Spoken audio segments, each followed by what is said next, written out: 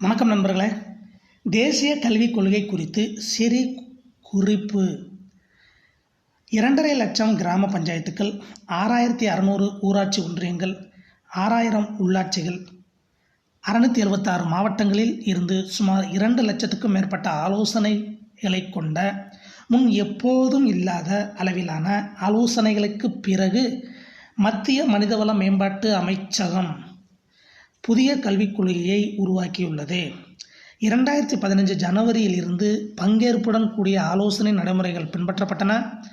முன்னாள் அமைச்சரவை செயலாளரான காலஞ்சென்ற டி.எஸ்.ஆர். சுப்பிரமணியம் தலைமையிலான புதிய கல்விக் கொள்கை உருவாக்குவதற்கான குழு 2016 மே மாதம் தன் அறிக்கையை சமர்ப்பித்தது.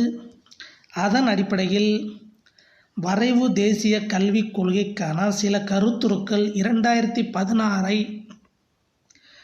அமைச்சகம் உருவாக்கியது. மத்திய மனிதவள மேம்பாட்டு அமைச்சகம் 2017 ஜூன் மாதம் புகழ்பெற்ற அறிவியல் நிபுணர் டாக்டர் கஸ்தூரி ரங்கன் தலைமையில் வரைவு தேசிய கல்விக் கொள்கை குழு உருவாக்கப்பட்டது.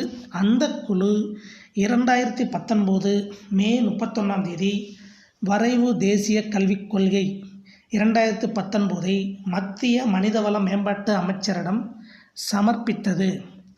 பொக்ரியால், அந்த அமைச்சர் பேர் பொக்ரியால். வரைவு தேசிய கல்விக் கொள்கை ரமேஷ் பொக்ரியால் 2019 மனிதவள மேம்பாட்டு அமைச்சகத்தின் இணையதளத்திலும் மை கவர்மெண்ட் இன்னோவேட் இணையதளத்திலும் பதிவேற்றம் செய்யப்பட்டு பொதுமக்கள் உள்ளிட்ட தொடர்புடையவர்களிடம் இருந்து கருத்துக்கள், ஆலோசனைகள் பெறப்பட்டன.